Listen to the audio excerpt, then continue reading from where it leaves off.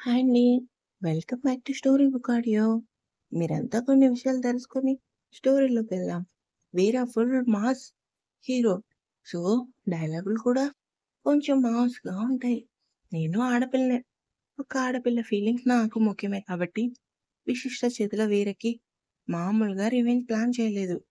ముఖ్యమైన విషయం నేను ఇదివరకు ఒకసారి బ్రేక్ ఇచ్చి తప్పు చేశాను. ఈసారి హెల్త్ బాలేక అప్డేట్స్ లేట్ అవుతున్నాయి. ఒకసారి నేను సెట్ అయ్యాక మాత్రం స్టోరీ ఆగదు. సో, ఓ నా ప్రియమైన చిరుపాఠకులారా, నా వీర స్టోరీ నచ్చకపోయినా ఏం పర్లేదు చదవండి. ఎప్పుడు రిషిలానే ఉండాల హీరో. వీరెలాగా ఉండొచ్చు. మళ్ళీ చెప్తున్నా మంచి లవ్ స్టోరీ అండి. మీరు ఊహించని ట్విస్టులున్నాయి. ఆ తర్వాత మీ ఇష్టం అబ్బా! నేను వెళ్తున్న స్టోరీలోకి. వచ్చేవాళ్ళు రండి. రాని వాళ్ళు కూడా ఏం పర్లేదు. ఈసారికి వచ్చేయండే. అసలే మేక మెదడు నాది. చీమ మెదడంతా చేయటానికి విశిష్ట వైజాగ్ నుంచి వచ్చాక వీర గురించి కొంత మర్చిపోవడం, ఆ తర్వాత ఇంట్లో అందరి విమ్ము ఆకులకి దొరకటం లాస్ట్ ఎపిసోడ్‌లో చూసాం. అయితే ఒకరోజు వీర విశిష్ట కారుకి అడ్డంగా బైక్ ఆపుతాడు. కోపంతో కారులో నుండి డ్రైవర్ దిగి వీర మీదకి రాబోతుంటే సింహ అతన్ని పక్కకు తీసుకెళ్లాడు. ఆ తర్వాత వీరని చూసి విశిష్ట భయపడుతూ కారులో నుండి కిందకి దిగింది. వీర ఏంటి విషి అంత భయమేస్తుందా నన్ను చూస్తుంటే అని అడిగాడు. సేమ్ మాడిపోయిన పెనం మొహంతో. విసి చూడండి మీరలా చెప్పడం ఏమాత్రం కరెక్ట్ కాదు. నాకు మీ మీద లవ్ కలగలేదు. ఇంకెప్పుడు నన్ను కలిసే ప్రయత్నం చేయకండే. మా డ్రైవర్‌ని వదలండి ప్లీజ్ అంది కళ్ళ వెంబడి నీళ్లతో. వీరా ఏయ్! ముందే ఏడుపాపు. నాకు చిరాకు. సరే నువ్వు నాకు నచ్చావు. అదేదో ప్రేమంటగా మా కాళీగాడు అంటున్నాడు. నాకెందుకో నువ్వు బాగా గుర్తొస్తున్నావు. నాకు నిన్నే ఎప్పుడు చూడాలనిపిస్తుంది అంటూ సిగరెట్ వెలిగించాడు. విశిష్ట వీరి వైపు భయంగా చూసింది. Black jeans, light green colour shirt, shaving లేదు. కళ్ళు మాత్రం కోపంగానో, విసుగ్గానో చూస్తుంటాయి. వీర పొగ వదులుతూ చూడు విసి, నువ్వు నన్ను ఎలా చూసినా నా గెటప్ మారదు. నా ప్రవర్తన మారదు. నా గురించి నీకు ఏమీ తెలీదు కదా! నేనే చెప్తా అంటుండగా ఈలోపు బైక్ మీద కాలేజీ నుండి బయటికి వచ్చిన రవి, విశాల్ వీరని చూసి అటువైపు వచ్చారు. బిందు, నటాషా కూడా వెనకే వచ్చారు. రవి బైక్ ఆపి దిగి వీర వైపు వచ్చి కోపంగా ఏయ్! నువ్వు వీర కదా అన్నాడు. నటాషా, బిందు ఇద్దరు విశిష్టను ఆర్ యూ ఓకే అని అడిగారు. వీర అసలు రవి వైపు చూడకపోగా బిందుతో పిల్లా నా విషయం నా దగ్గర సేఫే. నువ్వేం పరేషాన్ అవ్వకు అన్నాడు. రవి నువ్వే తనని ఇబ్బంది పెడుతూ ఏంట్రా నాటకాలాడుతున్నావు అంటూ వీర నారి తోశాడు. వీర ఏంట్రా వీరగాడినే తోస్తావా? నా మీద చేయి పడితే నాకు సంకి తిరుగుతుంది అంటూ సిగరెట్ అవతల పారేసి రవి షర్ట్ పట్టుకొని దగ్గరలాగి తన తలతో రవి నెత్తి మీద ఒక్కటిచ్చాడు. రవికి తల దిమ్మెక్కేసింది. అది చూసి విశాల్ తన ఫోన్ తీసి వాళ్ళ ఫ్రెండ్‌కి కాల్ చేసి రేయ్ మన వాళ్ళందరినీ తీసుకురా. ఇక్కడ ఎవడో రౌడీ రాస్కెల్ విశిష్టని ఏడిపిస్తూ రవిని కొడుతున్నాడనగానే సింహ వచ్చి వీరా వెళ్ళిపోదాంరా స్టూడెంట్స్ పూరగాళ్ళంటే మస్తు మంది రావచ్చు అంటూ చెయ్యి పట్టుకొని లాగాడు. వీర ఆగుబే ఇక్కడ ఉన్నది వీర ఎవ్వడికి భయపడ్డు అంటూ విశిష్ట వైపు చూస్తూ రాణి ఒక్కొక్కడికి బెండు తీస్తా అనేసి విశిష్ట వైపు చూసి విషి నేనేం రౌడీని కాదు. నాకు చదువు లేదు 10వ తరగతి తప్ప. కాకపోతే డైమండ్ స్మగ్లింగ్‌లో కింగ్‌ని. ఇల్లు సైట్స్ నచ్చాయి అనుకో కబ్జా చేస్తా అంటూ కళ్ళెగరేశాడు. రవి తల విదిలిస్తూ రేయ్ నీదేమైనా సెలబ్రిటీ ఆటోబయోగ్రఫీనా? తెగ చెప్తున్నావన్నాడు. విశిష్ట చూడండి వీరగారు మీరు వెళ్ళండి.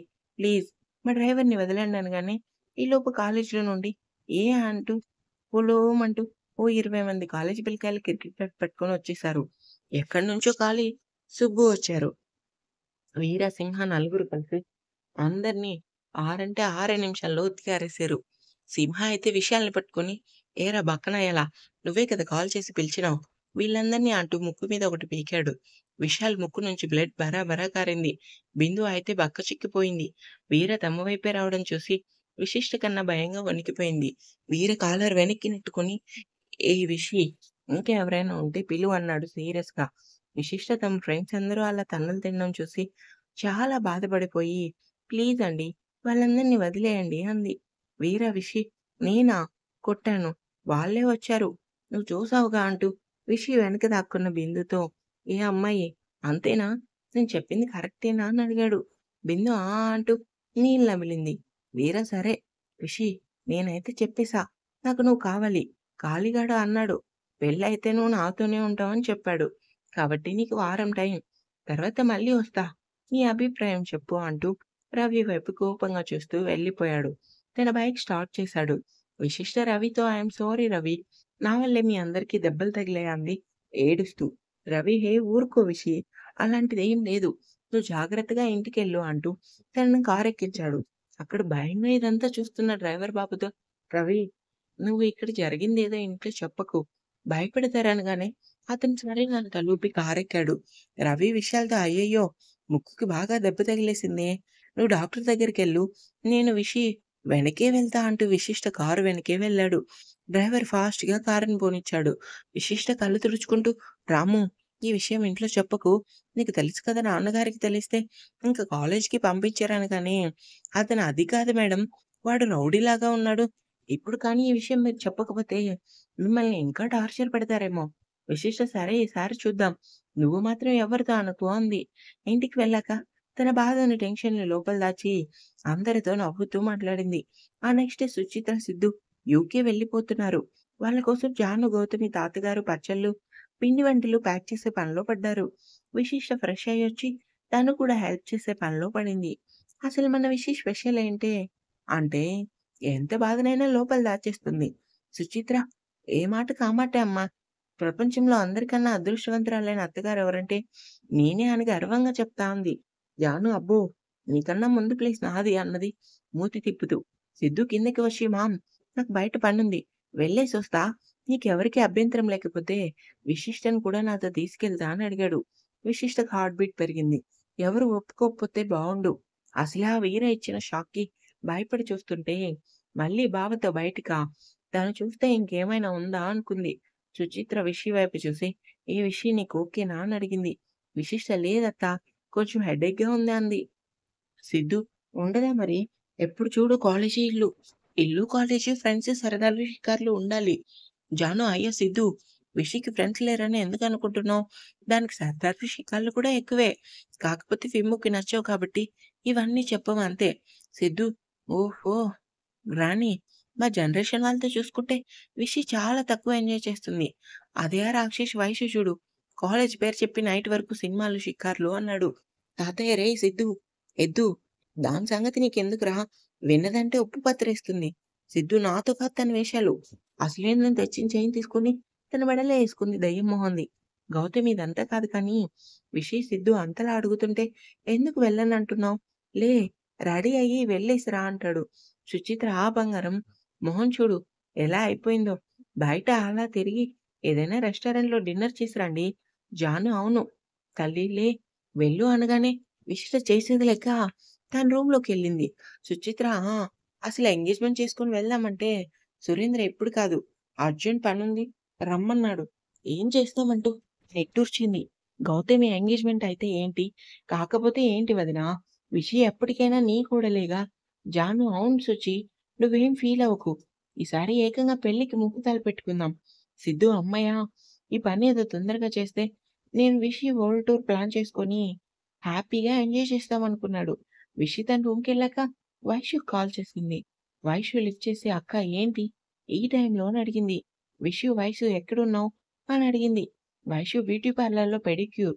విసి సిద్ధు బావ బయటికెళ్దామంటూ అమ్మ వాళ్ళ ద్వారా చెప్పించాడు అంది డల్‌గా. వైషు అక్క నీకు ఎన్ని సార్లు చెప్పాను? నీకు నచ్చిన పని ఎవరి కోసం ఒప్పుకోకు అని. చెప్పేసేయ్ రానని. చూడు వైషు నీకు తెలుసు అమ్మ, నాన్న ఏదైనా చెప్తే యెస్ అనడమే కానీ నో అనడం నాకు రాదని. ఇష్ నిన్ను బాగు చేయడం నా వల్ల కాదక్కా. ఇప్పుడేం చేయమంటావు? మేమెక్కడికి వెళ్ళేది లొకేషన్ షేర్ చేస్తాను. రెస్టారెంట్‌కెళ్ళగానే నువ్వొచ్చేయి. అక్కా నాకు ఓ డౌట్ అడగనా? ఆ! నీకు బావని పెళ్లి చేసుకోవడం ఇష్టమా కాదా? రిషి నాకు అత్త, మామ ఎలాగా? బావ అంతే. ప్రత్యేకించి ఇష్టమేమీ లేదు. ఇంక పెళ్ళంటావా? చెప్పాగా నాన్న, అమ్మ, తాత, బామ్మ ముఖ్యంగా అత్త కోసం ఒప్పుకున్నా. పెళ్ళయ్యాకే బావని నా భర్తగా ఇష్టపడతాను. అంతేగాని ఈ ప్రేమ పెళ్ళికి ముందు కలిసి తిరగటం నాకెందుకో నచ్చదు. అక్క నీ ఫీలింగ్ కరెక్టే. ఈ మాటలు బావకి చెప్పు. విషి ఆల్రెడీ చెప్పాను. చైన్ ఇచ్చిన రోజు. వీరా వాళ్ళ ఇంటికి వచ్చిన రోజు.